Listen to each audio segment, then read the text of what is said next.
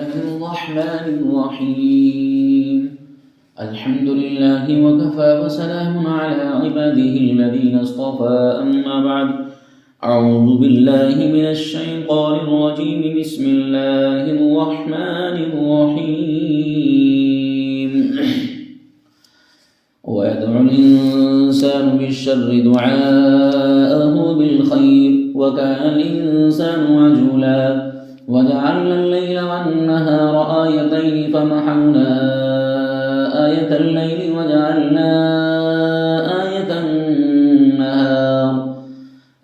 النهار مبصرة لتبتغوا فضلا من ربكم ولتعلموا عدد السنين والحساب وكل شيء فصلناه تفصيلا صدق الله العظيم.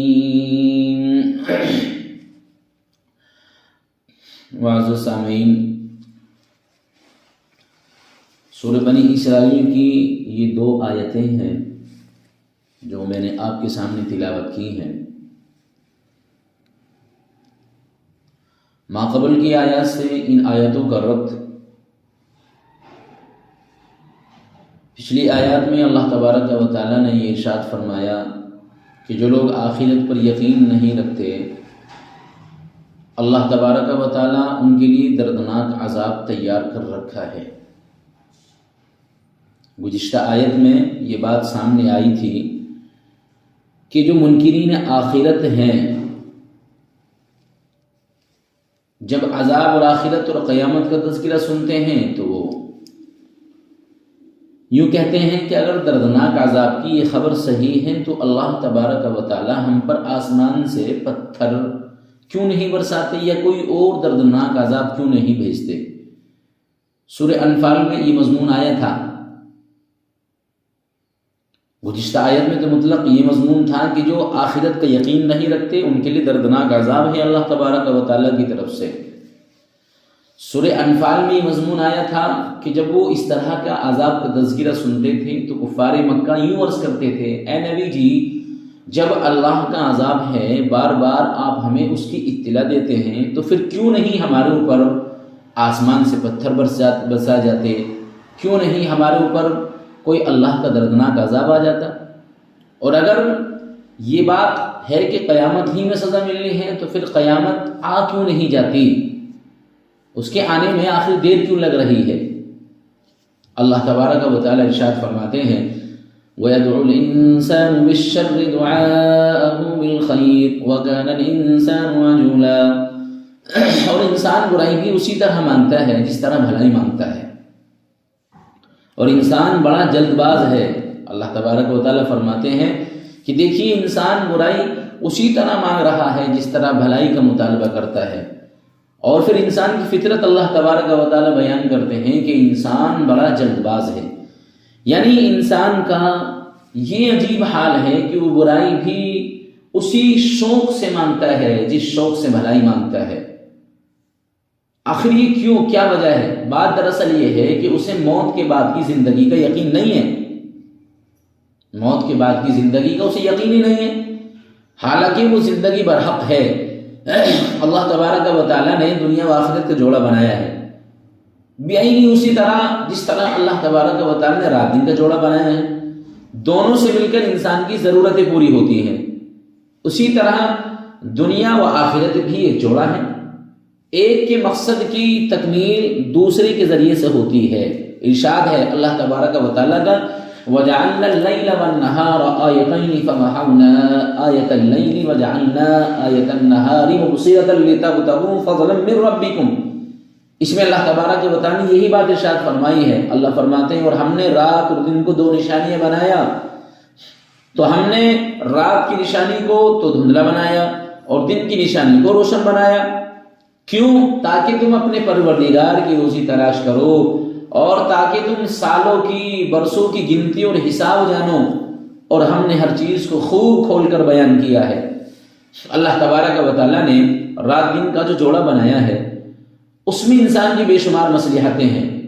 انسان غور کرے، فکر کرے اس بات کی کہ آخر اللہ نے جس طرح دنیا و آخرت کا جوڑا بنایا اسی طرح اللہ نے رات اور دن کا جوڑا بنایا، تو اس میں کیا مصلحت ہے اللہ کی؟ انسانی ضروریات کی تکمیل یاد رکھیے عزیزو دونوں سے مل کر ہوتی ہے۔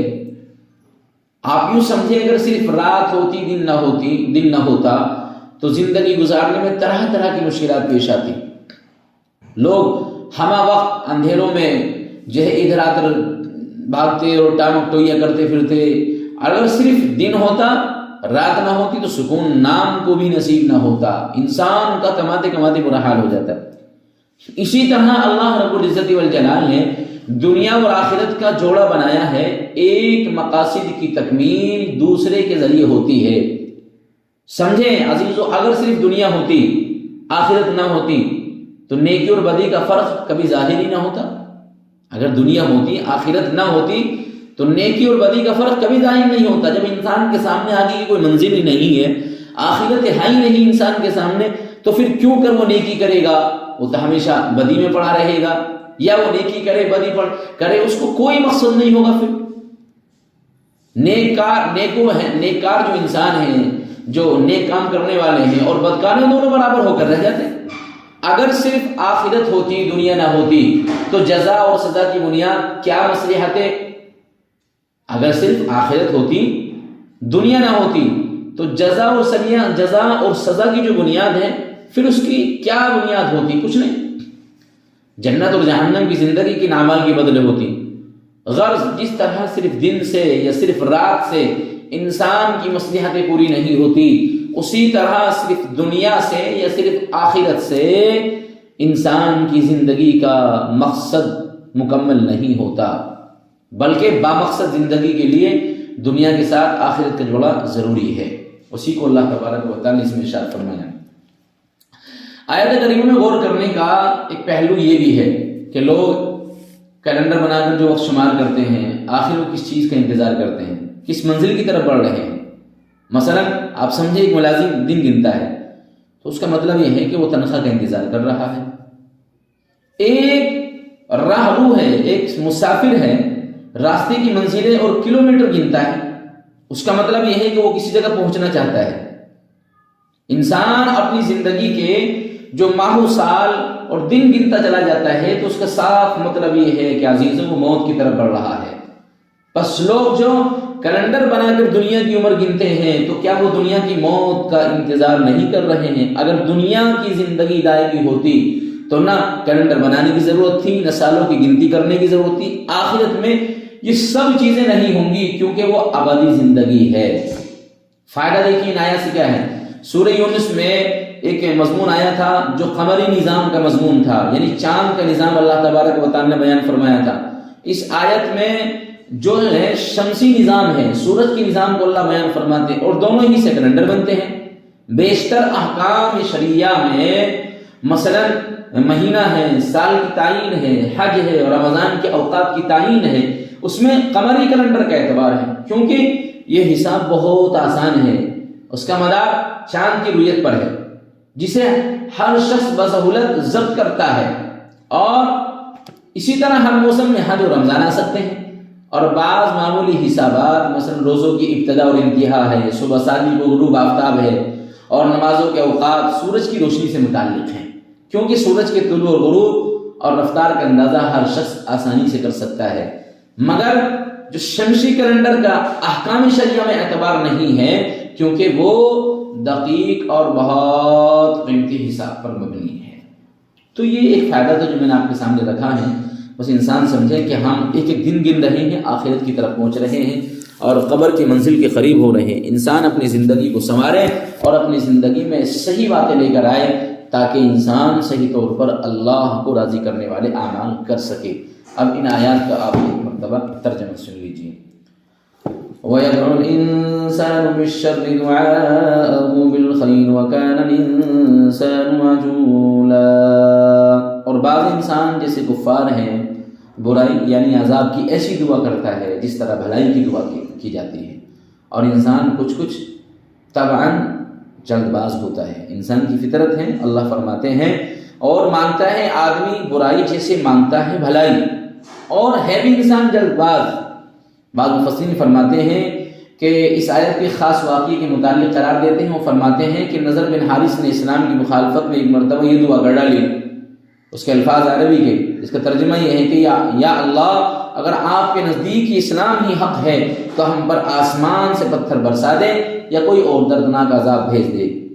اس صورت میں انسان سے یہ خاص انسان یا جو اس کے ہم تباہ ہوں گے وہ سب کے سب مراد ہوں گے. وَجَعَلْنَا اللَّيْلَ وَالنَّهَارَ آيَتَيْنِ فَمَحَوْنَا آيَةَ اللَّيْلِ وَجَعَلْنَا آيَةَ النَّهَارِ مُبْصِرَةً لِتَبْتَغُوا فَضْلًا مِّن رَّبِّكُمْ وَلِتَعْلَمُوا عَدَدَ السِّنِينَ وَالْحِسَابَ وَكُلَّ شَيْءٍ فَصَّلْنَاهُ تَفْصِيلًا. اور ہم نے بنائے رات اور دن دو نمونے، دو نشانیاں، پھر مٹا دیا رات کا نمونہ اور بنایا دن کا نمونہ دیکھنے کو، تاکہ تلاش کرو تم اللہ کے رب کا فضل، تاکہ تم تلاش کرو فضل اپنے رب کا، اور تاکہ معلوم کرو گنتی برسوں کی، سالوں کی اور حساب، اور سب چیزیں سنائی ہم نے کھول کر. اللہ تعالیٰ عمل کی توفیق عطا فرمائے. اللہ ہمیں قرآنی احکامات پر عمل کی توفیق نصیب فرمائے. سبحان اللہ وبحمدہ، سبحانک اللہم وبحمدک، ونشہد ان لا الہ الا انت، ونستغفرک ونتوب الیک. سبحان ربک رب العزة عما یصفون، وسلام علی المرسلین، الحمد للہ.